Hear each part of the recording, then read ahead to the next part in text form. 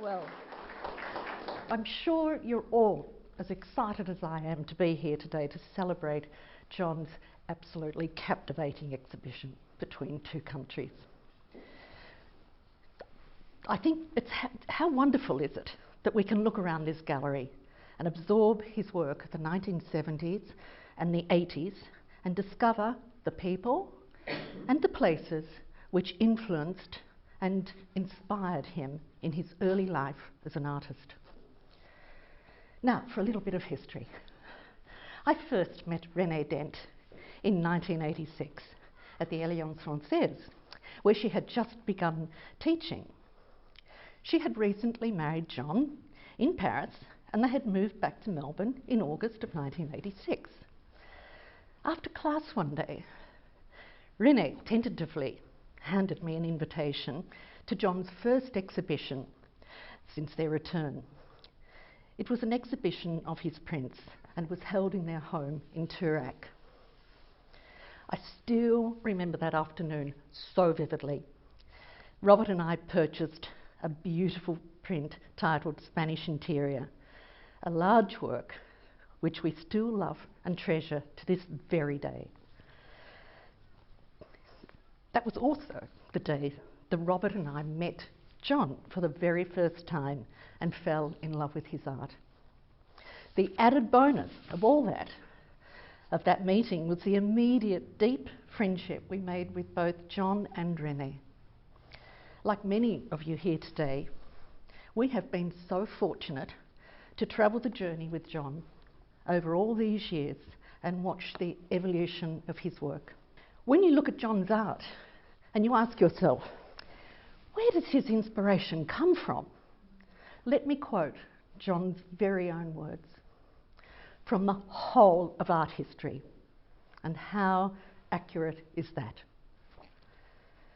There are visual links and shadows within his paintings, a touch of French expressionism, an appreciation of Fred Williams, a cubist placement, and a colour palette somewhat reminiscent of Bonnard.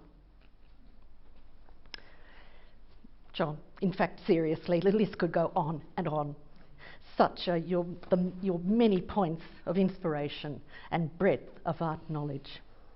However, every single painting of John's is purely his own unique creation.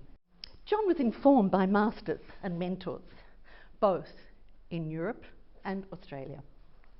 Also, he is rightfully proud of the very important creative tradition of working with and learning from and personally growing through tutelage. You can read further about this in these excellent exhibition notes.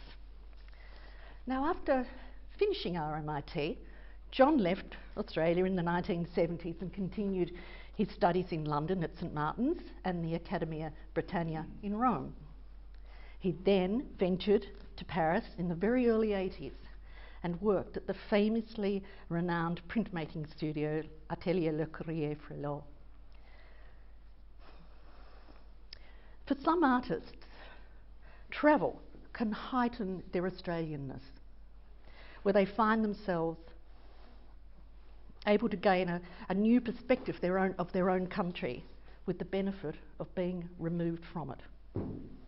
For example, Nolan lived most of his life outside Australia. John, on the other hand, seemed rather to absorb and immerse himself in the sense of place he discovered in Paris. John's fascination with and the romantic pull that is Paris can certainly be found in this exhibition, aptly named Between Two Countries.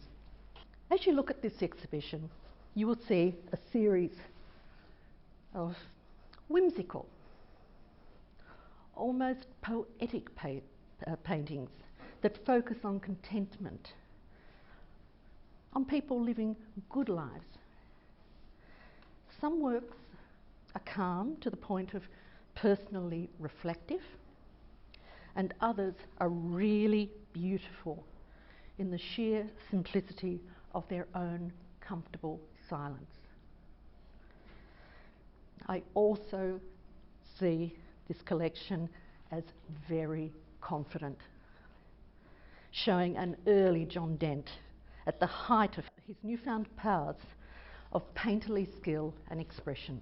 I know you'll enjoy viewing this exhibition, and you will find many works that will hold your attention. This is my second viewing of the exhibition, and I'm loving every moment of it. So this takes me to the point of saying, congratulations, dear John.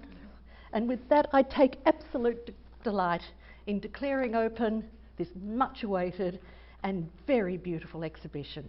Thank you.